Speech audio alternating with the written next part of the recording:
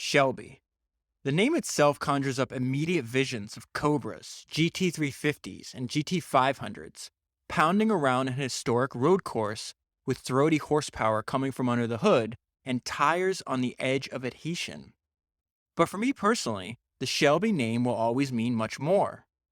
I've been blessed to have known Carroll since I was a teenager, walking the pit road with my father at Le Mans during Ford's first major assault on Ferrari in 1966. By then, he was already a legend in my eyes, having had great success as a race driver for companies like Aston Martin and Maserati during the 1950s, and being named Sports Illustrated Driver of the Year in 1956 and 1957. So when I first met Carroll at Le Mans, as his Shelby American race team was preparing the GT40s for the Ford Motor Company, I was thrilled to meet the man who has since become a lifelong friend. Subsequently, I worked for him during a summer break while I was in college. He gave me the opportunity to spend some time with him, taking in the wisdom that is truly Carroll. The name Shelby means so many things to so many people, but to me, Carroll is an innovator. He is a man who was always ahead of his time, who has created, designed, and developed performance products that have been second to none. The fact that most of them have been with and for Ford Motor Company is a personal point of pride for me. Carroll is passionate about performance vehicles, but he's also passionate about life, his family, his many, many friends that he has made in the 60-plus years he's been involved in our industry. I am proud to be counted among them. So those words were written by Edsel Ford II, which is the great-grandson of Henry Ford, and they appear in the foreword of the book that I read this week and the one that I'm going to talk to you about today, which is Carroll Shelby, The Authorized Biography, and it was written by Rinsey Mills. A little while back, I was listening to an author who had just completed writing a biography on Winston Churchill. And he was talking about the process of writing biography. That's why I was listening to it. That's what I was interested in. And I found it fascinating because he talks about, Winston Churchill, like why does the world need another biography of him? He has, I think the author said, over 1,100, definitely over 1,000 biographies have been published about the life of Winston Churchill. And he brought up, like, how do you bring something new to it? And he said a word that I wasn't familiar with, and it's hagiography. So I had to look that word up. He basically was talking about what he was trying to avoid when he was talking about Winston Churchill. And all that word means is it's just a biography that idolizes its subject. Another term is it's auditory writing about another person. That's what this podcast is going to be about. I wasn't expecting to read the biography of Carroll Shelby anytime. I don't even know if I was going to read it in general. But the last few weeks, as I started doing research for Enzo Ferrari, for the Ford vs. Ferrari, I was introduced to this wonderful character that is Carroll Shelby, and I became absolutely enthralled with him. And so there's going to be a lot of times where I'm reading you sections of his biography, and I'm just going to have a big fat smile on my face. So I just wanted to tell you that up front. I'm completely biased.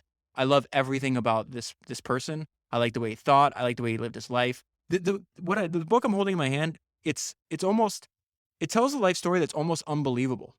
It's almost unbelievable, all the different events and things that could happen in one human lifetime. So I don't want to waste any more amount of time. This book is extremely long.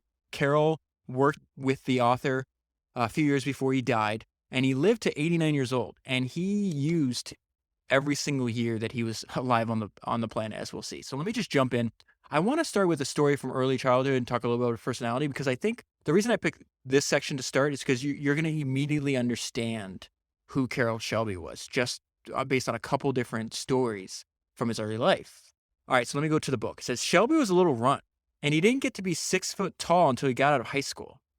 But let me tell you, I should have gave you some context there. This is a friend of Shelby that went to grade school with him, and he's going to tell a story about Shelby's his persistence. So he says, but let me tell you, I saw a guy whip his butt 3 times at lunch one time. I said, Shelby, leave him alone. You can't whip him. So there's going to be a lot of my poor Texas accent that I don't have, my imitation of a Texas accent that might come on this podcast, because that's where Shelby's from. He has a lot of people that are from there. So that I found myself when I was reading, slipping into this fake Texas drawl. I have no idea why. So he says, I saw a guy whip his butt 3 times at lunch one time. And I said, Shelby, leave him alone. You can't whip him. Hell, I can, he says. This was in high school. Shelby took him on 3 times in that 30-minute lunch break, and that guy knocked the hell out of him. The guy was pretty well built and a hell of a lot older than Shelby. 3 times he whipped him. The next story says he was full of energy. He was always into some kind of mischief. He couldn't contain himself. His personality was such that he could talk his way out of anything. So that's something I guess you'd have to know about Shelby right up front. I would guess one of his best attributes as far as what led him to have success in whatever he chose to do in life. In large part, of course, he had failures like anybody else, but he was extremely charismatic. But I think he's a master salesman. He had the ability to talk. I mean, he talked Coke at 4. He talked to all kinds of people into selling him on the dream he had and what he needed from that particular person to achieve that dream. He was very good at. This is another little anecdote from his early childhood, and you'll get an idea of the person we're dealing with here. And now this is Carroll in his own words, looking back at his childhood. He says, you used to get your driver's license in Texas when you were 14. And the day I was 14, my dad took me down and I got my license. He had a little 34 Dodge, and I bullshitted him to let me take it to work that day. And I got caught doing 80 miles an hour. That was it. 6 months, and I didn't drive anything. And so Shelby, like a lot of people that we've talked about on this podcast so far, he's a bit of a troublemaker. And I don't think he was doing it, to be disrespectful or anything like that. He was very determined. He had in his mind, he knew what he wanted to do, and he didn't want anybody else telling him what to do. And as a result, something we also see a lot is these kind of personality types, usually they don't do well at school. Carroll was no exception to that. He was not a good student. And so this is a little bit about that. So Carroll was not a model student. When graduation time came, just 2 out of the class of 400 failed to make the grade. This is high school now. And one of those 2 was, of course, Carroll. He says they both did extra work that summer and ended up with enough credits to graduate. Neither teenager's lack of academic prowess appears to have compromised their adult life. So that other guy, Jake, went to be one of the most well-respected judges in Texas. And, of course, Carroll went on to have a fabulous career as well. With high school over, he could pursue his ambition to fly since he planned to join the Army Air Force. This is right around the early 1940s, right around World War II. He decides, he was fascinated from a very young age. So his first love was cars, but he also had a love of anything that would go fast. So I would say the 2 passions that he possessed his entire life was automobiles and planes. So he raced cars and he learned how to fly planes. He actually winds up serving in the Air Force and training a bunch of pilots during World War II. And I'm going to tell you a story about that in a minute. But this is something that those passions started at a very young age and they never left him. I was just watching him, one of his last interviews he gave before he died. He was, I think, 85, maybe 84 years old at the time of this interview. And he was talking about the fact that he still loves, even though he wasn't flying anymore at that age, but he still loved everything about flying. Before I get to his time in the Air Force, he went through a rather tragic experience. This is Shelby's dad dying extremely young, and then Shelby almost dying extremely young as well. So his dad had a congenital heart defect, and so he dies. He says he had a 3rd and fatal heart attack. He was only 46 years old. So Shelby was about, 18 years old when he lost his dad. So shortly after his 18th birthday, he joins the Air Force, and they teach him how to fly, and then eventually decide he's going to be an instructor. Now, not only is some of his duties are training other pilots, but then he also has to do short flights from different Air Force bases throughout the country. They might have to bring switch planes around, maybe bring some equipment from here or there. And so on one of these trips, he almost dies. And so this is the story of that. It says exactly a month after his father's death, Carroll could have well lost his own life.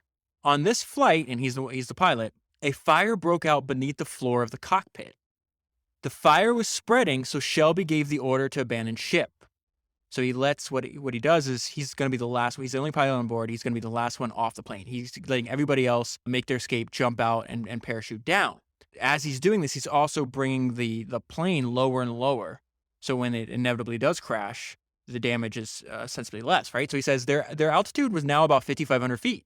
The fire had by now reached such proportions that he realized it was likely to reach the fuel lines. It's going to get worse than that, though. The problem was they had real bombs on board, not dummies. Things were turning nasty extremely quickly. So he does something here, too, which also shows the courage he has.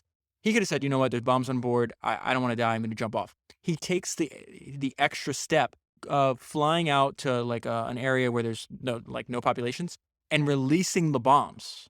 I think it was somewhere over like Kansas or something like that, just dropping a bunch of bombs because he realized if the plane crashes after he jumps and has bombs on board, people could be obviously killed or whatever the case was. So he lets the bombs go, and it says, with his crew gone, Carroll put the controls on autopilot and cut the main switch before he made his own way out of the rear and bailed out. So he gets out of the Air Force after World War II.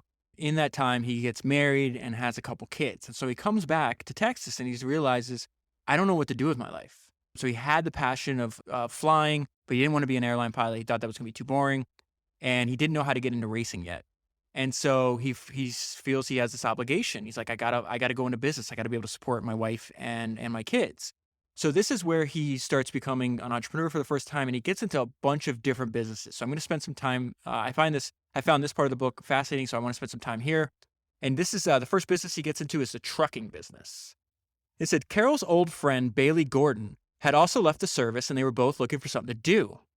Bailey's girlfriend's father had built up a large fleet of trucks during the war to supply ready-mix concrete to the government, who were building a number of airfields in Texas. So they start getting into the trucking business here. He says, we went out and we bought 2 war surplus trucks, and then we bought 2 more trucks. And so this is his own words. So he says, so now we were big shots.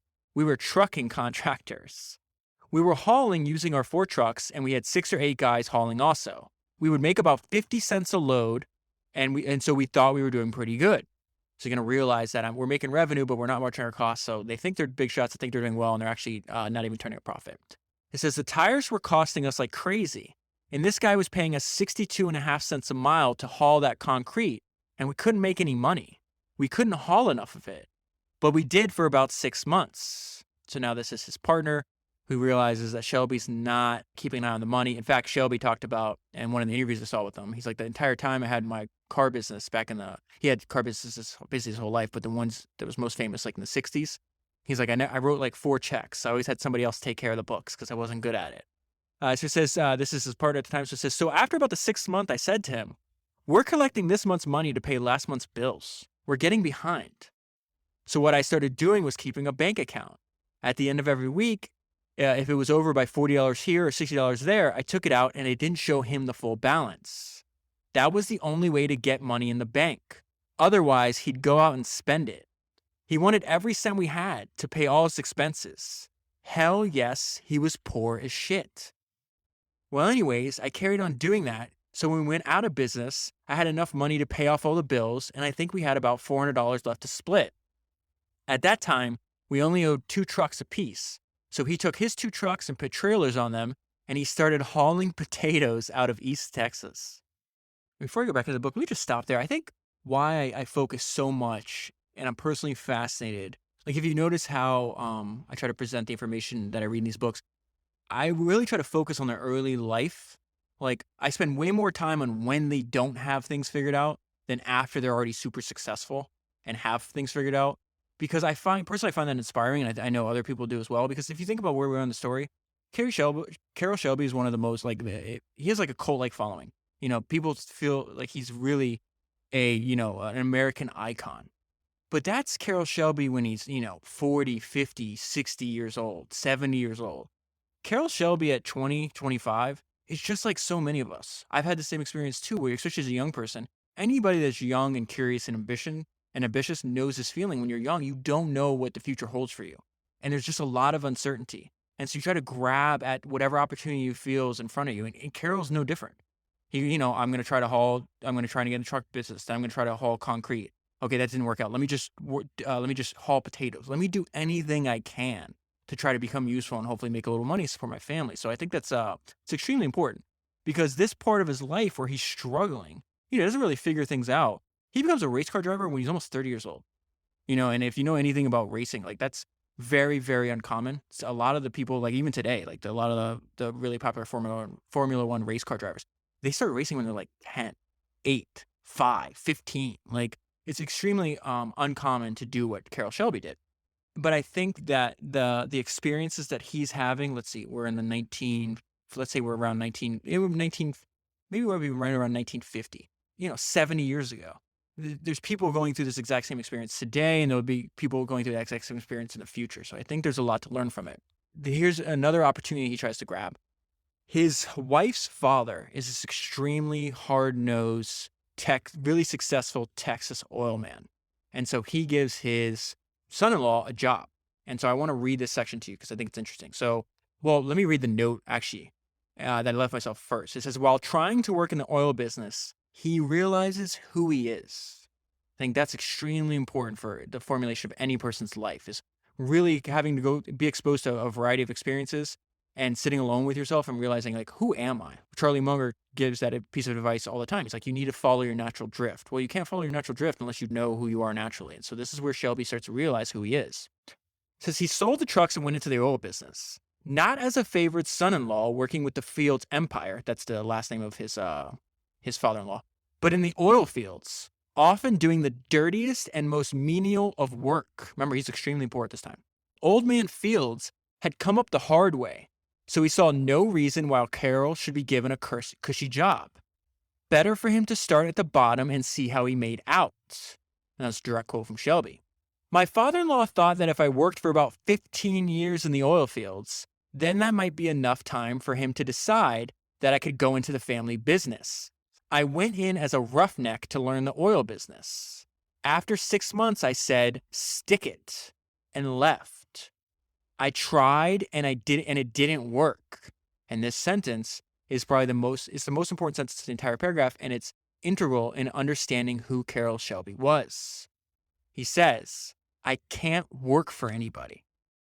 And I think that's a good place to start to understand Carroll Shelby, the person. Like if you think about the etymology of the word entrepreneur, right? It's a French word, originally means like one who undertakes. The best description I've ever heard of that word, though, is one who has ideas and does them. And so that's why you see me get inspiration not only from people that are running businesses, but investors, athletes, anybody that has an idea and does it, and it applies that to whatever work there is during whatever work they do during their day. So what we're going to see over the course, I think the reason I started the podcast with I have a huge admiration, I fell in love with Shelby as a person, is because that's that theme throughout his entire life. He's like, I have this idea, and he just focuses on that idea and tries to do everything he can to complete what the idea that he has in his mind. And sometimes it works out and sometimes it doesn't. And sometimes it leads to weird businesses. Like, I'm about to tell you, he starts rearing chickens. We're going to talk about that in a minute. But he also does, he's well known for building some of the most beautiful, well-performing cars ever. And at a time when you can actually do that, when you could be a tiny, tiny company and build cars. But he also has businesses, like he starts a hunting business in Africa. He starts a chili business that he winds up selling. He had like these Texas chili cook-offs. Like he was not, I don't think I'm being clear here. Like there was no boundaries. Like he just said, you know what, this is something I'm passionate about right now. I have an idea and I'm going to go chase this. And maybe he's going to end up in a dead end, and more often than not, it doesn't. But then it also could lead to an unexpected place, and I could have more success than I can ever imagine. And not only that, more importantly, he has fun his entire life doing these things. And as soon as they stop being fun, he runs away. Like, let me give you an example they don't even talk about too much in the book, which is fascinating because after he had a huge success with Ford Motor Company, I think he was working with Chrysler. No, he's working for Ford Motor Company. He doesn't like the politics of Ford. This is like the end of the 60s, I think. And he takes off to Africa for 12 years. Like, it reminds me, like, Dave Chappelle did this, where he has this hugely successful Chappelle show. This is the early 2000s. He doesn't like the fact that there's politics at the Comedy Central. He doesn't like that they're changing him. And so he takes off to Africa. Carroll Shelby did the exact same thing, except he stayed there for 12 years and he built a bunch of different businesses and he traveled all over the continent. This guy is just really, really amazing. So there's really no other word for that. So anyways, I'm rambling now. Let me get back into his next business that he does after he realizes, hey, I can't work for my father-in-law. He has a lifelong fascination with animals. Even when he was in his 80s, he had this huge ranch, and he would raise, and I think he would breed animals as well. So it says, Carroll's next career move could have turned out to be a large and profitable business, but which, after a promising start, ended up in disaster. Instead of staying where he had been or backtracking to where a secure living could be made, with every prospect of considerable financial advancement without any personal risk, meaning working for his family, he struck out on his own once more. But he was already aware then, as he is now, that mere wealth is not enough. So this is Shelby about not doing things just for money, even though he winds up being, wealthy. He says, I should have carried on running the ready-mix concrete operation for Carruth. So Carruth was this hugely successful, he was the one paying them to haul the concrete. He created hugely successful businesses in Texas. And he says, Carruth was probably the richest man in Dallas back then. If I was more money-oriented, I'd have stayed with him and become a millionaire before I was 30. Anyway, I'm still here and he's gone. He shot himself in the heart with a .45 caliber about 15 years ago. That's a crazy story. So he says he decides to go into the chicken rearing business. He had no land of his own and precious little money to capitalize any venture.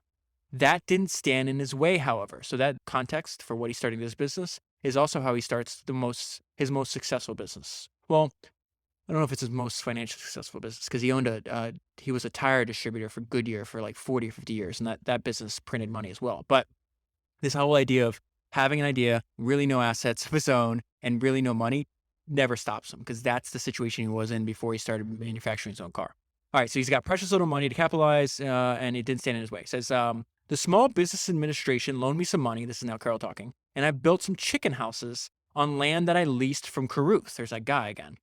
And then he's going to find a way. He's just essentially relentlessly resourceful, right? He says the feed companies, meaning what he needs to feed the chickens, the feed companies and others were happy to provide their products on credit, so off I went.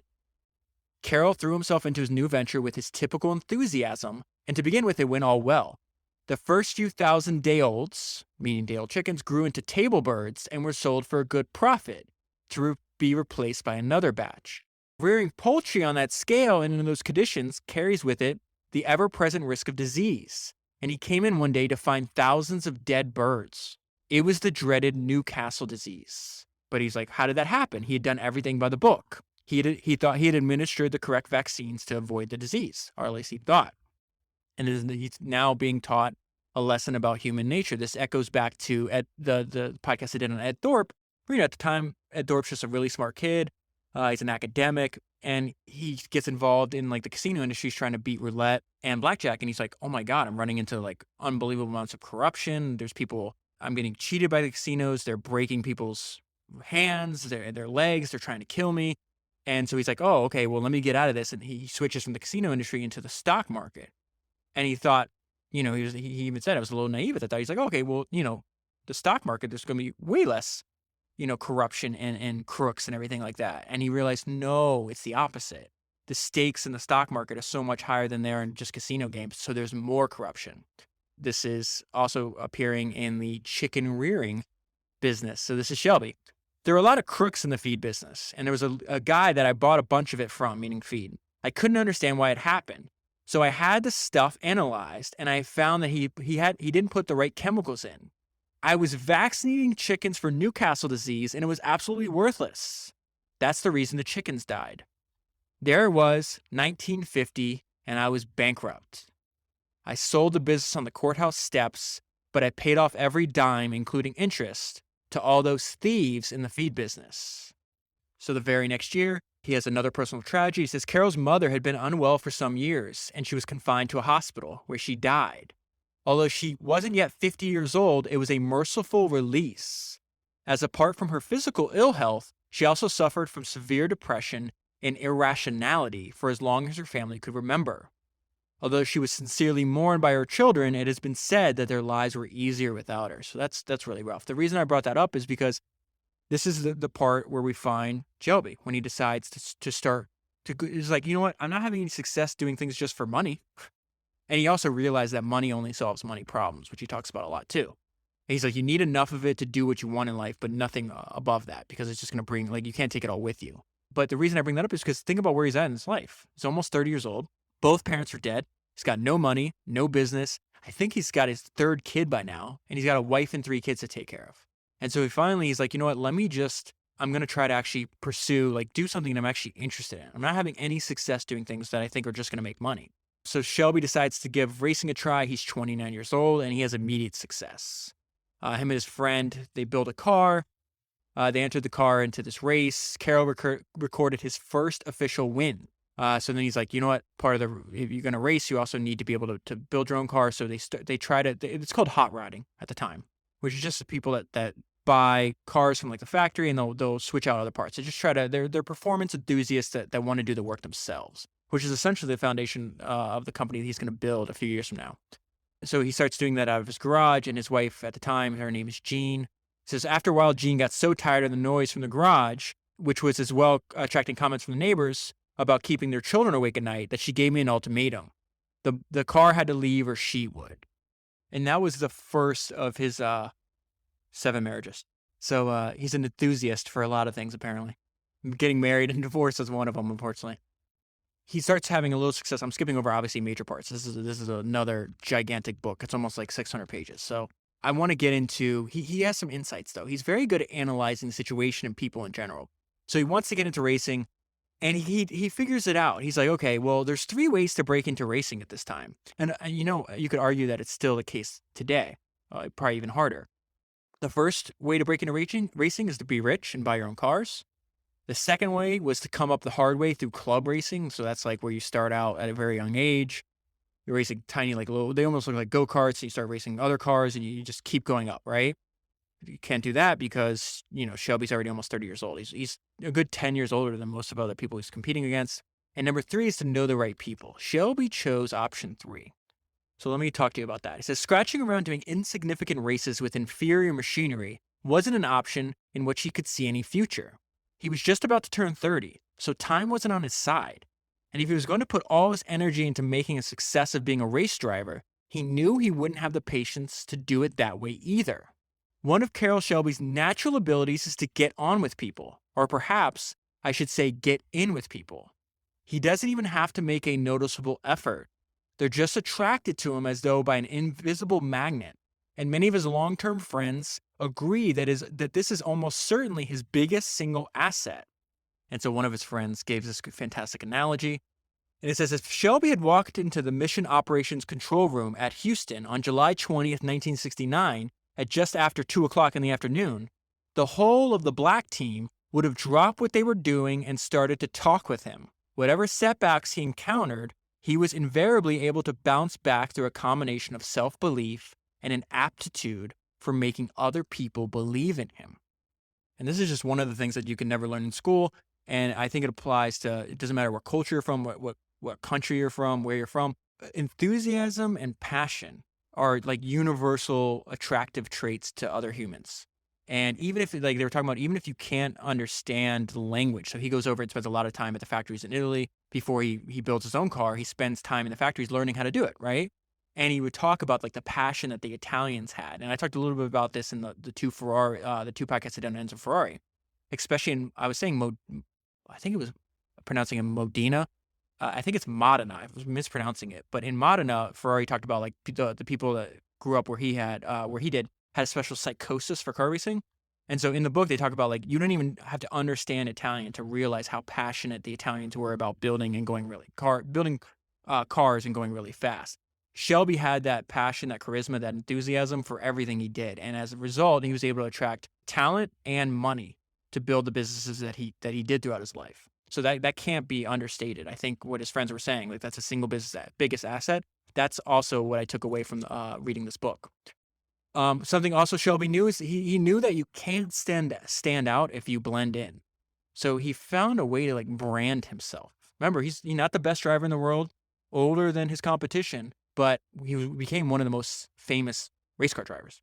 Like many other men in country districts, Carroll often wore bib overalls. Okay, so it's like these country like farmer overalls, right? So he says he wore them when he was doing chores around the place, and he wore them when he was in the chicken business, and he still wore them now. He also found them cool and comfortable in hot weather. So the inside of a race car gets extremely hot. Nowadays they have like special suits and everything. At this time, it was rudimentary. They didn't really have the technology. And so he realized like, well, I'm not going to wear what other drivers are wearing because it doesn't keep me as cool as my overalls. So once he starts winning, people associate it, like, look at this like redneck, this like country bumpkin. that's getting out in his overall. He's winning all these races and becomes like his branding. So he wins. He says once they arrived with some good-natured joshing went on, other drivers would ask if he had forgotten where he was going when he was dressed like that, meaning the overalls. Carroll didn't mind about all that. And besides, he felt a lot cooler than most of them looked. And he was still cool after he'd gone out and beaten them all. From that day, the press honed in on Carroll and his farm overalls. The relaxed and casual-looking farm boy, half asleep as he sauntered towards his race car. He didn't care what they said. It was all publicity and free at that. There's a great little short book if you're interested in the power of just not even having to be better, just being different. It's written by Seth Godin. It's called The Purple Cow. I'd recommend reading it. It's fascinating. This is interesting, too. I just heard one of the founders of Instagram say something. You're too worried to fail. He basically said, no one's going to remember your failures. They're only going to remember successes. So he talks about people remember when Instagram pivoted. He used the word pivot. I would use, they stole the stories feature from Snapchat.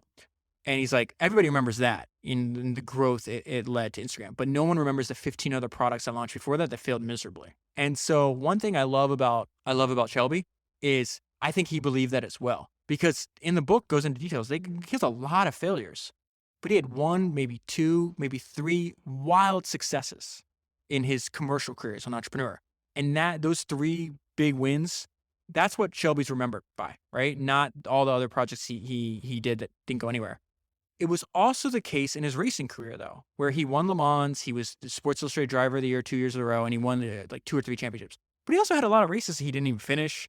He came in, last place or maybe in the middle of the pack.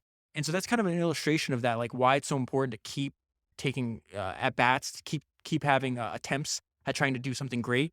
Even achieving that once or twice in your life is enough. That's really all you need. It's kind of a variation of what we learned from Buffett and Munger, where they're like, listen, if you have 3 great businesses in your life, that's all you need.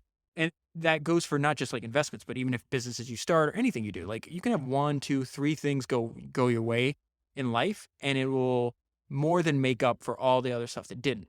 Where we're in the book, he's just started racing. He has some mild success, but this part really stuck out to me because, especially, it's kind of been put into my mind a lot through various different entrepreneurs and biographies I read, but I don't think any more than Henry Singleton.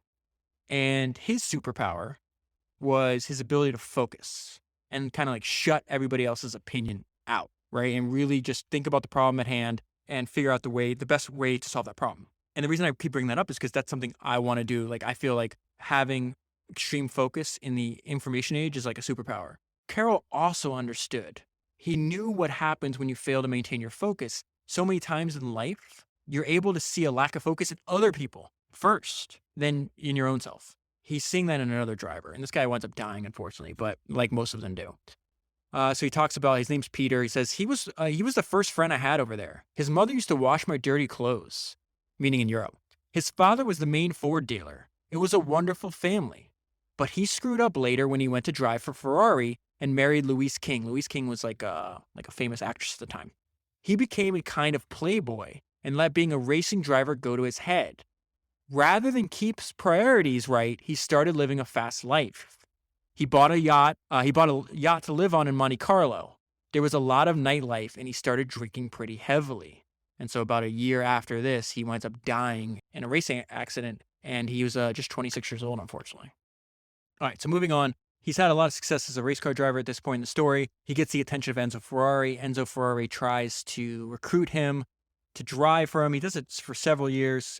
Shelby decided not to because too many of Ferrari's drivers were dying, and he knew that he made his drivers compete with one another. It was like less of a team dynamic. But what I found most interesting was Shelby's first impression of Enzo Ferrari. And remember, Enzo is very much in the same cut from the same cloth as Shelby was. He's a very determined, very forceful personality. So it says Carroll recalled that his first impression of Ferrari himself was of a quietly imperious man who would be hard to get the better of. Something also told him, and he was right about this, that this man wouldn't fall for Carroll's usually infallible method of approach. So he would be able to charm people, get them to do what he wants, get them to cooperate with him, I should say. It wasn't happening with Ferrari. Ferrari's another strong individual and one that they had very different personalities, but they were both obsessed with freedom and control. And so here's a little story about Shelby's an insight into that aspect of Shelby's personality. He starts driving for another constructor, as they're called, the people that run the racing teams, this guy named John Edgar. So he says, when he agreed to drive John Edgar's cars, he made it quite clear that he should not be bound solely to him and should be free to drive for whoever, wherever, and wherever he chose, something John had little problem with. He fully realized what it was that drove Shelby, and he'd sooner have some of a happy, focused Shelby than all of those whose thoughts and ambitions were often elsewhere. So that's another throwback to this idea of Shelby focusing on, when it was like, he says he had OCD, and he had, not OCD, attention deficit disorder, and that he had a hard time focusing. But when he was extremely, especially when he's racing or when he's building his cars, that's all he focused on. And I think that, again, that going back to what I just said, I think that's a superpower that we could all adapt to our own life. Very important to understand, though, we've been talking a lot about all the deaths the last few weeks that was occurring in racing at this time period, right? And Shelby wasn't about that. He said, listen, a lot of these people died because they had inferior machinery and they were trying to make up with talent and risk. Like they were going to win the race or they were going to die trying. He's like, I had a strong survival instinct. He's like, I knew I was never going to, racing wasn't going to be my whole career. For Shelby to understand, I guess what I'm saying here, to understand what Shelby's whole goal in all this was, is racing was a means to an end. He wanted to build his own car. That was his main goal. I want to build cars in my own name and sell those products, right? And he realized that, he had to do this there was several steps he had to complete before he had the opportunity to be able to do that. And by gaining fame and notoriety and contacts within the racing industry, that would eventually, in the future, open doors for him, right? So he's really smart to pick up on that at such a young age, because, he was in his 20s when he was formulating all these plans. So this is just about racing as a means to an end. And so I never finished my thought there. What he was saying is like, listen, if I have inferior machinery, I'll push it to what it can be pushed, but I'm not putting my life on the line. That just means I won't win the race. He's like, when I had the better cars, then I won the race. But if I wasn't going to, to risk my life doing that. I mean, he obviously is risking his life to some degree racing, but he didn't take, gambles, even though he had a couple accidents. He broke his elbow, the funny bone, he said. That was a bad accident. He burned his hands. He had, a bunch of them, but he never obviously had any career-ending accidents. All right, so anyways, this is about racing being a means to an end for Shelby. He says, Carroll took the opportunity of a lull in his busy schedule to go over to Europe so that he could keep abreast of what some of the manufacturers were up to and renew the contacts he'd made on previous visits. The various schemes that were formulating in his head more often than not involved products and people from both England and Italy. So it was important to keep up to date and not allow people to forget him. So I took notes on one of his, let me grab them real quick. And so there's a bunch of interviews that he gave later on in his life where he talks about this time.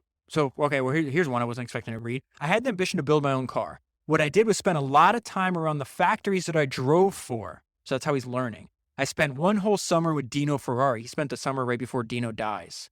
Dino died at 24 years old. He's the son of Enzo Ferrari of muscular dystrophy. I was lucky enough to get to spend 3 months with him. He's a fine young man. I used to this is exactly what the book was talking about. I used to hang around the factory where they were building the cars, hanging around the factory, seeing how everything was put together and how little companies operated. That was the thing that gave me insights on how to put the Cobra together. The Cobra was his first product that Shelby Automotive is actually going to make. And the car, the one product I would say he's by far best well known for. So that's what he's doing at this time in the story. He's racing, but he's not wasting any of his free time. And he's realizing, hey, there's a lot I can learn from these people, especially how to build cars, if that's my goal. So let me not, some people went back home, spend time with their family, whatever the case was. Shelby's like, I'm going to learn from them so I can, in a few years when I'm done racing, I can do this for myself. Okay, so now I want to talk about a little bit about his mindset, what he's thinking about why he wants to quit racing. And again, there's still a lot of uncertainty in his future. It's not like he's going to leave. If you're super successful winning Le Mans and getting driver of the year now, you're making millions upon millions of dollars a year. Back in the 1950s, you weren't. I mean, you wouldn't, not that you would be poor by any means, but you were not super wealthy.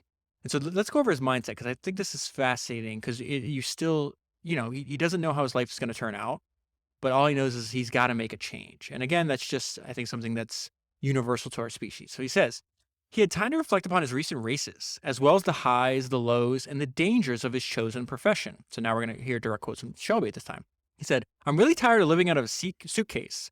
I could quit all this nonsense very easily right now. Well, my luck is running so bad that it's really comical, but it always changes. And all I can do is the best I can. No use trying but so hard in this racket. I know inside myself that I'm not hard on equipment. People that get upset and try too hard usually end up in the slab orchid. They die. You can't get out every time." So he's talking about discussions he's having with other drivers. A bunch of his friends and people he knows are obviously being killed. He said a good year at this time would be 4 to 5 drivers die every year. They thought, okay, that this year wasn't that bad. Like, that's how dangerous what he's doing is. So he's having these thoughts, and he's about to race Le Mans. And by winning Le Mans, this is actually going to a lot of opportunities, future commercial opportunities, going to open up for him. And at this point in the story, we're at another turning point in Shelby's life, which is very similar to the one that I wanted to bring to your attention right before he started racing. At that time, he has no money. Both his parents are dead. Doesn't know what to do. He's got a family support. Well, this is now Shelby having to plan to transition from racer to manufacturer, right? And this is a summary of his life. He's quitting racing. His dealership is flopping. I forgot to mention that to you. Like most race car drivers, when they start to get famous, they open a dealership. He opened a dealership back in Texas. In his case, it was profitable for a little bit, but now it's not doing well. And then his family is breaking up. This is going to be the first of his many divorces. So let's go to his mindset here. It says, during the final few weeks of the year, Carroll once again reflected upon his recent past and where his future lay. The last 12 months had witnessed his greatest racing triumphs, but that victory at Le Mans had been one of his only wins. The rest of the season consisted of far too many DNFs, meaning do not finishes, and if he had finished, low placings. The dealership hadn't been running smoothly either. Car sales had slowed to a trickle. And with their separate agendas, the Hall boys and he were about to go, ready to go their separate ways. These are people financing some of his racing activities. It was the same for him and Jean. No point in putting it off any longer. The children were now old enough to understand, so it was time to make the break. There was a home waiting for him in California. This is where he was sure his future lay career-wise after he retired from racing. The countless visits to English and Italian sports and racing car makers and testing their products had all been part of his long-term plan to become a manufacturer in his own right. Few people had taken him seriously if he'd told them that one day there would be a Shelby car. And this is such an important sentence here. He still didn't know quite how he was going to do it, but if he was finally going to get going and produce his own sports car, then as far as he was concerned, California was the place to be. As the epicenter of sports racing and performance cars on the West Coast, it had dozens, if not hundreds of shops and manufacturers to service this industry. So when the time came, that was where he'd make his base. So before I move on to that's the first important part of this section. I'll tell you what the second important part is in a minute. One, he decided to make his base where the talent was. Because at this point in time, there was this whole huge subculture of hot rodders. That's what they were called. It's the people that were complete enthusiasts about making race cars and doing it themselves and learning how to hobble together pieces from even different manufacturers, putting into one car and making it outperform like the major companies. So let me give you an example of like the disparity between talent at this point. He's going to convince Ford to finance the Shelby car. And I'll talk more about that. And he tells Lee Iacocca that, hey, give me $25,000 and I'll build you 2 prototypes. $25,000 and a few Ford engines. They just made this new V8 that he wanted. And I'll build you 2 prototypes that'll beat Corvettes, because Chevy was beating Ford at this point in performance, and everybody wanted to buy Corvettes, and Ford didn't have like an answer to that. Now, why is that important? And why would they do that? Well, first, Shelby's an amazing salesperson, which we already talked about. He understood human nature. He's like, well, Ford has, it's one of the most successful, one of the largest, most financially successful companies in the world at this time. Their downside's capped. Yeah, we'll give you, I think you got like 5 or 6 engines from them and $25,000.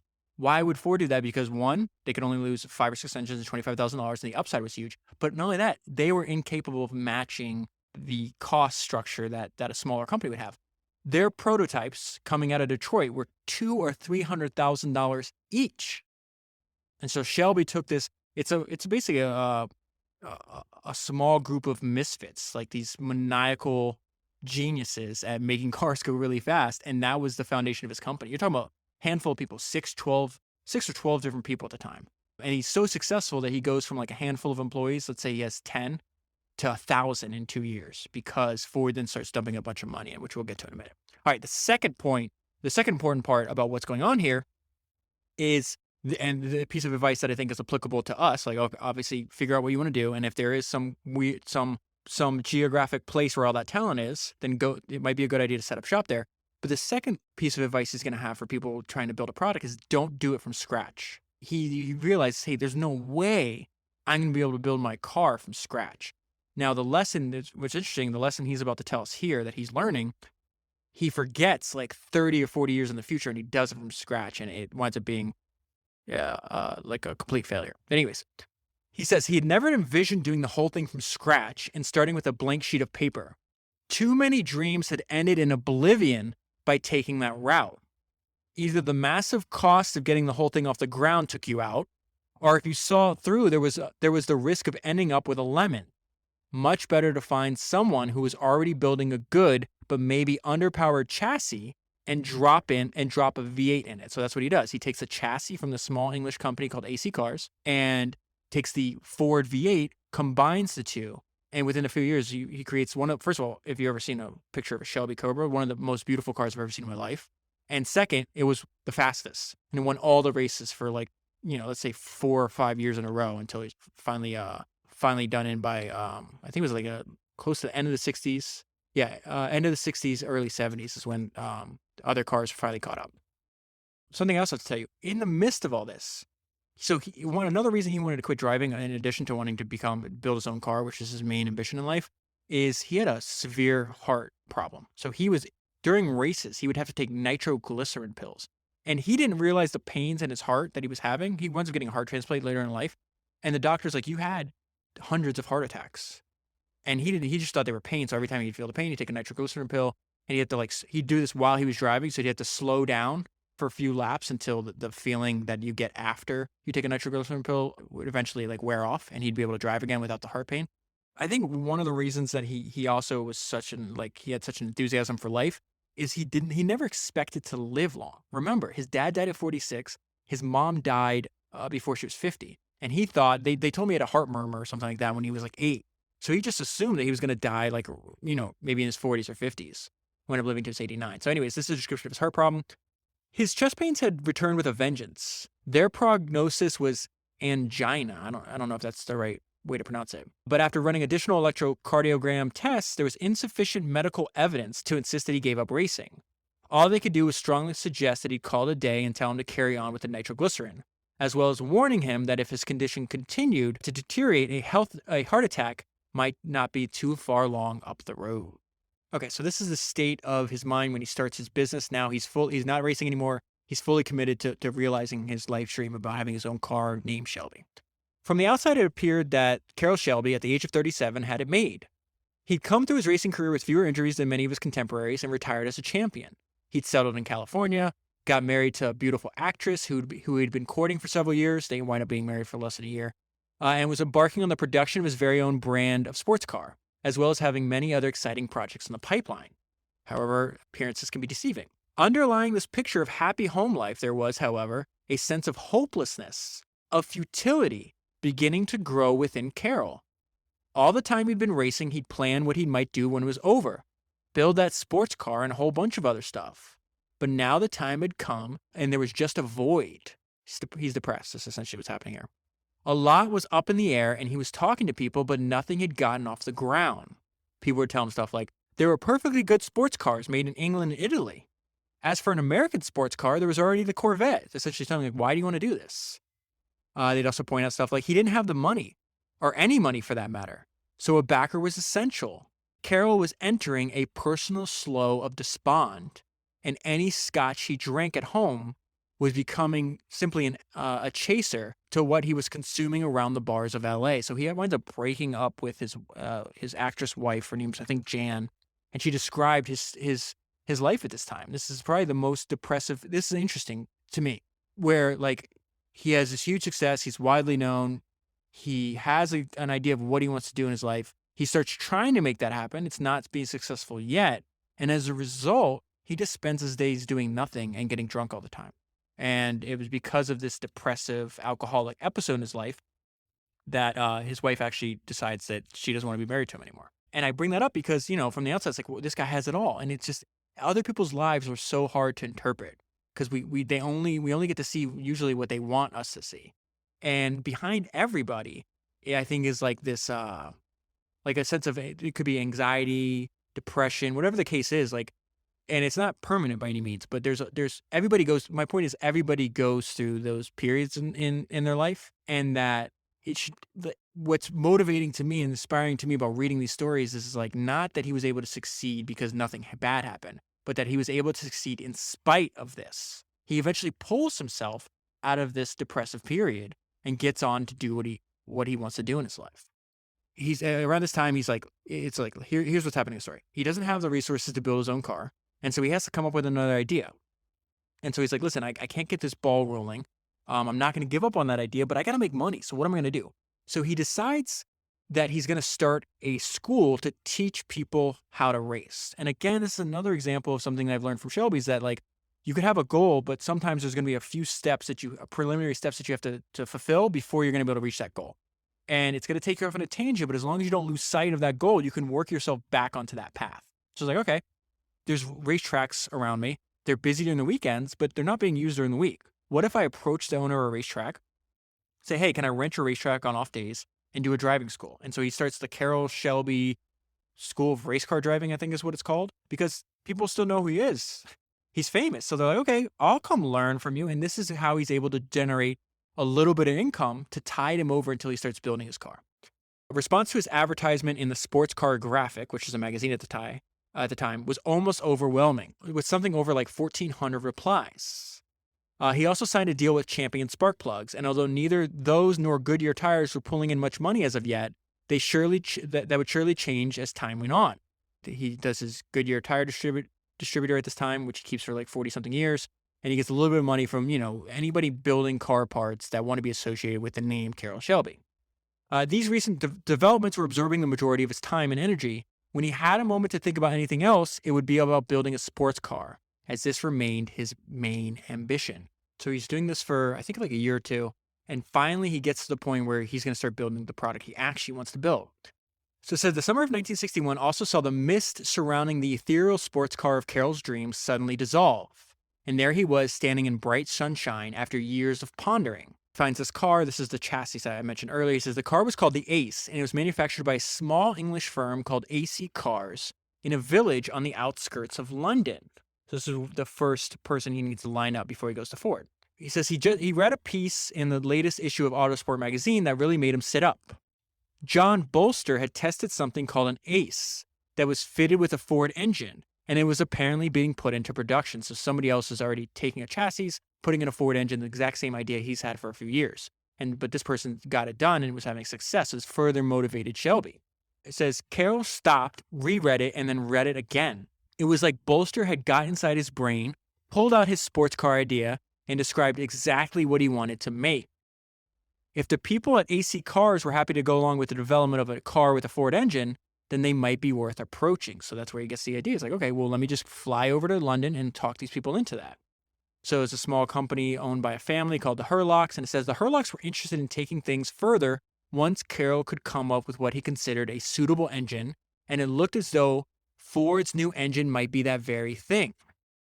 And so this is also a reminder, something we see over and over again, goes back to one of my favorite Jeff Bezos quotes, which I always talk about over and over again. All big things start small. It said, the day that Carroll came to the AC car company was the first time that I'd met him. Although, of course, I knew very little about him from his, I knew a little about him from his racing exploits. He came across as very personable, very self-assured, and I suppose because he told us that Ford was supplying him with engines, we assumed that he had more behind him than he did at this point. So that's actually something really smart that he does. That people might know him because of a race car driver, but because this is what I'm a little confused on. When Carroll tells the story, he tells the story that he found the chassis and talked to them first and then went to Ford. In the book, this guy's saying that it happened in reverse. What I think happened is I think Carroll told them he had Ford's backing before he had Ford's backing as a sales technique. Okay, so he's not just Carroll Shelby, famous race car driver. It's, okay, I'm Carroll Shelby, famous race car driving. Guess what? Ford's backing me. Now, that comes true. Ford's the one that finances most of his company. But I don't think that was true at this point in time. So he says, he told us that Ford was supplying with them engines. We assumed he had more behind him than he did at this point. We certainly had little idea of what a shoestring operation he was running, but it all worked out well. So what's a shoestring operation? He was renting a tiny bit of extra space from his friend. He had one employee at the time, and he was doing everything else.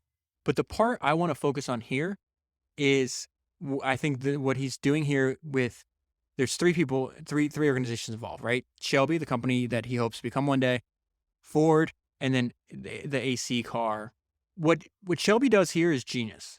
It's a masterful alignment of incentives, which speaks directly at how you can get other humans motivated to do something you want to do. You don't appeal.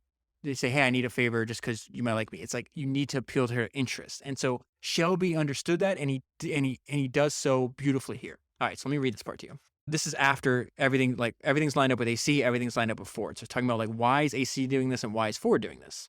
It says, as far as AC were concerned, these were to result in them invoicing Ford Motor Credit Company Shelby accounts. Okay, so what they're talking about is they don't have to take Shelby's name for it.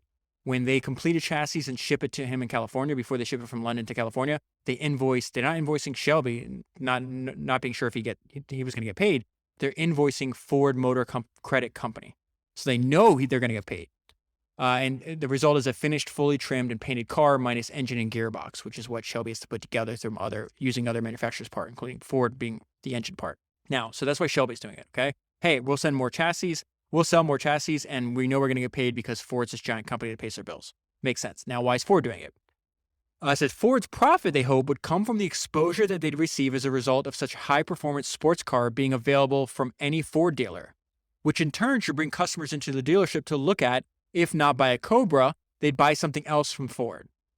In the longer term, Carroll had talked of racing, and if this did happen and went well, then that could considerably enhance the total performance image that Ford shortly was going to begin promoting. So that at this point in Ford's company history is they're ditching their old taglines, and their new tagline is total performance. So if you're going to be reorienting your brand around performance, you should have some cars that go fast. So that's what Shelby's going to build them for him. Given the right marketing, the car could end up as much at Ford as they wanted. So let me explain that. When you see Cobra marketing from this time period, it says Cobra powered by Ford. So you'd have the Cobra brand name, the Cobra logo, but Ford would be associated to it. So it says to design, develop, and put into production a car on their own would cost millions, if not tens of millions of dollars. Not to mention several years with no guarantee of success at the end. They were still smarting from the all too recent Edsel experience that had ended with the loss of a reported $350 million. So doing the sports car the Carroll Shelby way looked like a real bargain. Besides, it was going to start almost immediately. Even looking on the downside, the way that Ford were going into it meant that if the whole thing belly flopped, they could quietly walk away. So what did Shelby do? Shelby's capping their downside for them. It was only the engine that was going to be theirs, and that had already proven a success. This is him showing us a masterful alignment of incentives, right? But I also want to talk about, because the next paragraph talks about this all occurred, what I just read to you, 12 months of time from him being a complete depressed person. 12 months later, his life is completely different. I think it's motivating for all of us. So I want to spend a little bit of time reading this section to you. Not too long before that, others had thought he might be heading for Skid Row. He'd always enjoyed drinking in moderation, and he even got very drunk on occasion, but up until then, he'd always been able to take it or leave it, and it had never been habitual, so he'd picked up this habitual drinking habit when he got depressed. Just then, however, it had been in danger of getting out of hand, and he'd begun to spend more time in bars than was good for him. The money had stopped coming in. This is, again, a description of his life 12 months prior. His second marriage was on its way to failure, and at times it seemed like the best thing he'd got to look forward to was a drink. But this is such an important part for all of us to realize that we can, even if our lives are in a time where they're going in a direction we don't want, like we have the power to change. Like this is the difference between like a fixed mindset and a growth mindset. Shelby obviously held a growth mindset. But he said, but the inner strength and sense of self-conviction that had brought him this far in life was his salvation. He picked himself up, dusted himself off, and got back on track to where he wanted to go. And now, just 12 months on, it seemed like he was heading to what could be the motherlode. His own sports car at last, totally underwritten by the Ford Motor Company. Okay, so I need to skip ahead in the time. I'm obsessed with early days of small companies. I want to read two things. A description of Shelby Automotive in the early days, which I find completely fascinating. One sentence from the book. It says, everything had to be done tomorrow and by the cheapest method possible. And the second thing I want to read to you is an 80-year-old Shelby looking back at this time. And this is also very common when you're studying the history of not only people's lives, but their businesses.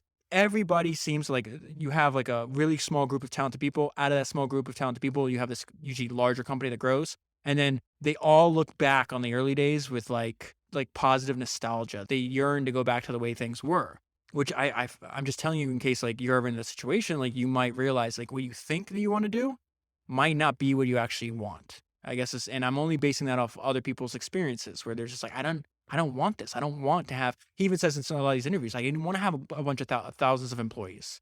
And that's why he takes off to Africa. Well, at least one of the reasons. All right. So anyways, he said, this is the early days of Shelby.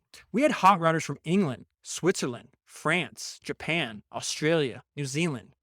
People from all over the world wanted to work for this little company. He's talking about Shelby American. And he says, I've never seen a company that had as high of a morale as we had. It wasn't uncommon for them to work until 2 or 3 in the morning and be back down there at 7:30 a.m. the next morning. That wasn't uncommon at all.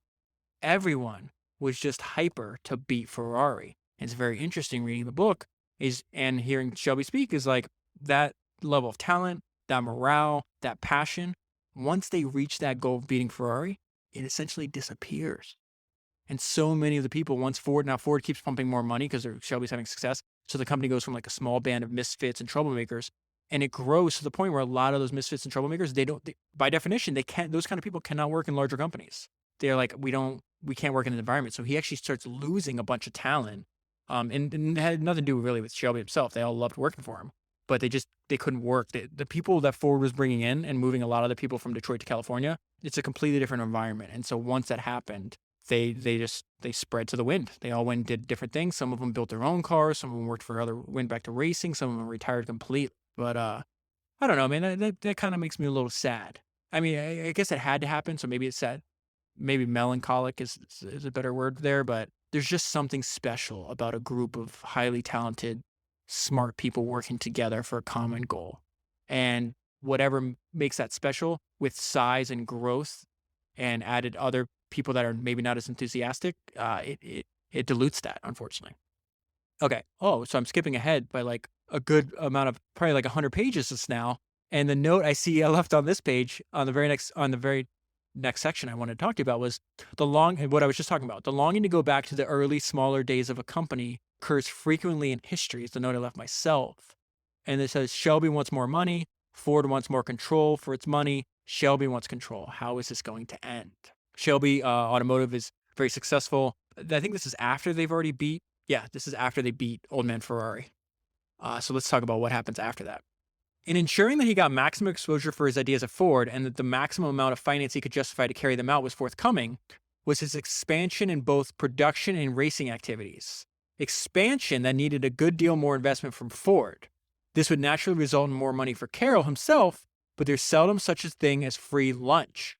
Ford wanted more control, and Carroll knew he'd have to let them have it in order to further the momentum that had built up around him and his automotive adventures. So one thing that Shelby talks about a lot in his interviews, but also in the book, is he hates company politics. That's why he always wanted to run like smaller companies, because you can avoid politics in that case. But he's like, when you dealt with Ford, like all projects would start off well, they'd have success, and eventually he says it's human nature for people to be envious of your success. And they would try, since they're working on other parts of the company they might want to be involved in, and they want to be involved in your project even though they couldn't, they would sabotage. And so that happened to Shelby over and over again. It says, Shelby began to be unhappy at this point because of his relationship with Ford. They more and more introduced themselves into the projects. Their bean counters, this is a quote from Shelby, seemed to be everywhere. One of his coworkers, more and more, he told me he felt the shackle. But he knew if he broke with them, he'd be finished. Another description of Shelby at this time, he was always a free spirit at heart, totally, and he still is. And now they're going to go back to the time of the small shop in Venice. It says, everyone whom I've met who were part of that close-knit group working with Shelby in Venice have similarly spoken of those early years as being something very special, something that was to change forever over the coming months. One of them recalled the words of Jacqueline Kennedy a week after her husband's presidency had been cut short by his assassination. And it's a quote from Jackie Kennedy. It says, "Don't let it be forgot that once there was a spot for one brief shining moment that was known as Camelot. It will never be that way again, and nor would Shelby American." And because Shelby talked about this so frequently, I feel the need to continue to expound on that, because it's something he dealt with all the time. And I think the whole point of us spending time together every week is to learn from their experiences. So this is a big part of his experience. So I'm going to continue pulling a couple quotes out when Shelby talks about company politics. He says, he was concerned, however, that the various factions might have difficulty working together towards the common good. After all, he'd seen the pitfalls of the politics that were an integral part of Ford creep into Shelby American ever since their involvement had increased. As he saw it, politics, while being necessary within a huge organization that dealt with mass markets, being Ford, were problematic for a small-scale manufacturer and close to unworkable within a racing team. And that's really all he wanted to be. He just wanted to be a small-scale manufacturer with the ability to make decisions quickly without having to go through committees or meetings or getting approval. Because he said over and over again, he's like, I just want to make a couple hundred, maybe a couple thousand cars. I don't need, he had no desire to make 8,000 cars in a day or whatever it was that Ford was making at this time. And so this is now quotes from Shelby about this time period. He says, "I have the utmost respect for Leo Beebe and Homer Perry because they were both apolitical." These are two people working for Ford. So Leo Beebe, interesting enough, Leo Beebe was Henry Ford II's commanding officer in World War II. When Henry Ford II came home from the war, he hired Leo Beebe. Leo Beebe was essentially the guy he would send if there was an issue. Leo Beebe would work on whatever was most important for Ford at the time. So when it became the most important thing for Ford to beat Ferrari at Le Mans, he put him in charge as the Ford liaison to Shelby, right? So Shelby worked very well with Leo Beebe. He also worked very well with Homer Perry. So let me finish this quote, and then I also want to read you this other quote I found about Homer Perry. So Shelby saying, "I have the utmost respect for Leo and Homer because they were both apolitical. They didn't give a shit about politics inside the company. All they wanted to do was get the job done." That's exactly what Shelby, that's all Shelby wants to do. That's all any of the people that we respect that build products. They don't want to engage in the politics. They just want to get the job done. They want to build the product. So let me find this quote that he says something about Homer Perry that I just loved. Okay, here it is. He says, "We had this wonderful person at Ford named Homer Perry. He was apolitical. He moved everything out of the way. He was one of those rare individuals, and you're going to see why I pull this out in a minute. We wouldn't have won Le Mans without Homer Perry. He was one of these people who could stay focused and didn't let anything get in his way. So seldom do you see people like that." Now, I bring that up as one because I keep talking about this idea I'm trying to smack myself in the face over and over again. You can't do everything in life, David. Figure out what you want to do and focus on it and stop letting other people and other things pull you away from that, right? I think that's good advice for everybody. But I'm really speaking to myself there. And what I found fascinating is, remember, at the forward of the book, Edsel Ford II, said, Shelby had a 60-plus year career in this industry. 60 years. Think about the knowledge you accumulated 60 years of working in industry. This is the time that quote I'm pulling from right now. That's the Shelby that had 60-plus years. He's 85 years old at this interview, whatever the case is. Listen to what he says. He says that he's a rare individual, and he's one of these people that could stay focused and didn't let anything get in his way. And then he ends with, "So seldom do you see people like that." I think that is him. That's my spidey sense goes off. That is really important. Focus is really, really important because this guy worked with thousands of people in his 60-year career. And he's it's really seldom that you could just think about how silly that seems silly, right? It seems like it's not true.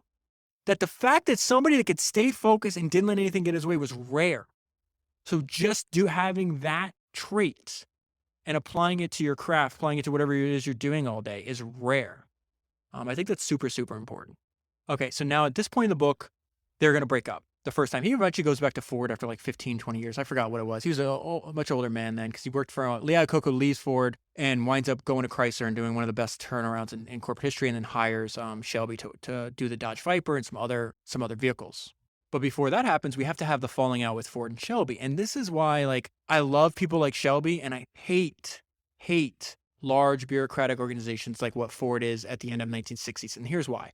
It says, my own note, Shelby and Ford were destined to break up because they thought and acted completely different. They start from a completely different point of view. So now this is Shelby's son talking about what happened. He says, they got everything they wanted out of Dad. The Le Mans win, the world championship with the Daytona Coupes. Then they yanked production from him in 1967 for all those indiscretions that he did.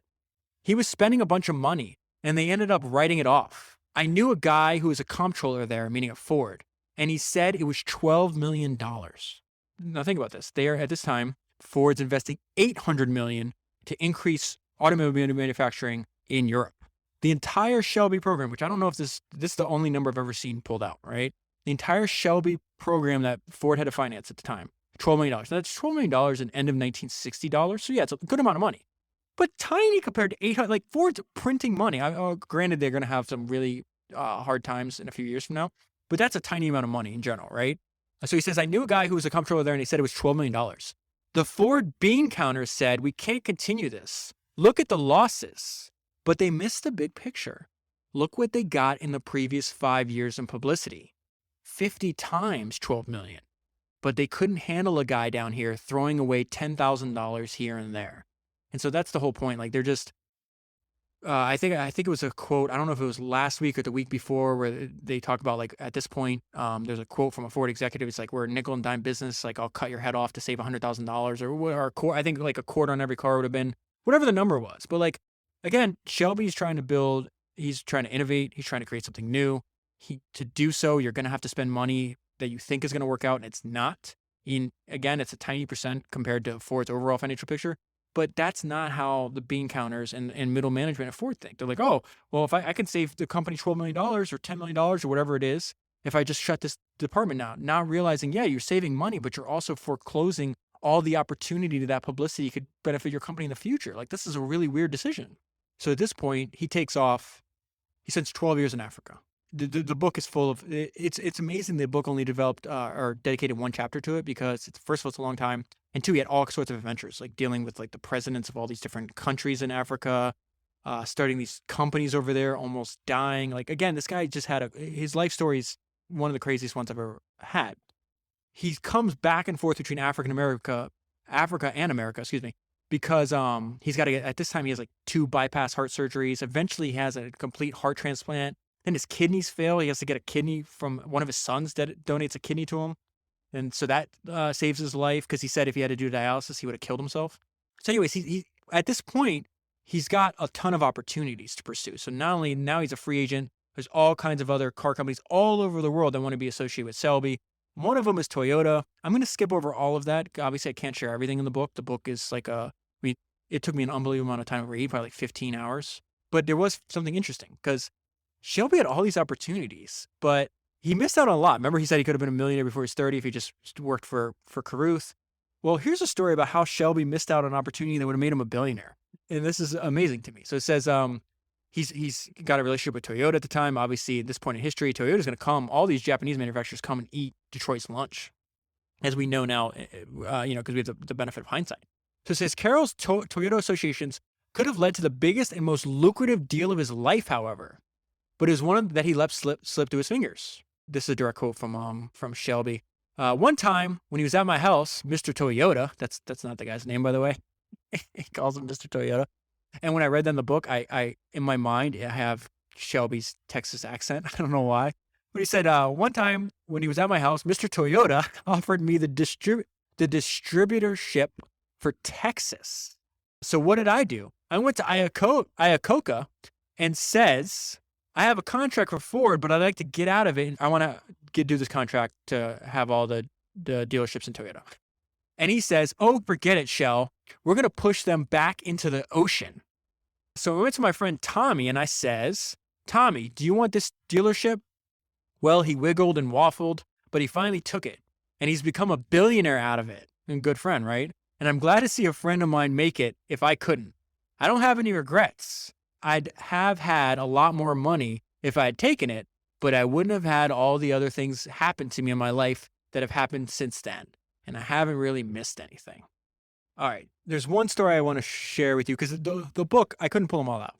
There's a million stories like the one I'm about to read to you, but it's one, kind of humorous, and two, gives you a really good insight to Carroll Shelby, the person. And one thing I'm gonna take away from studying the life of Carroll Shelby is like, you gotta enjoy your time here, your limited time here. And one thing about Shelby is he's extremely successful as a person, a builder of products, constructor of racing teams, but he had fun doing what he was doing. And so we're gonna see a good insight into the person.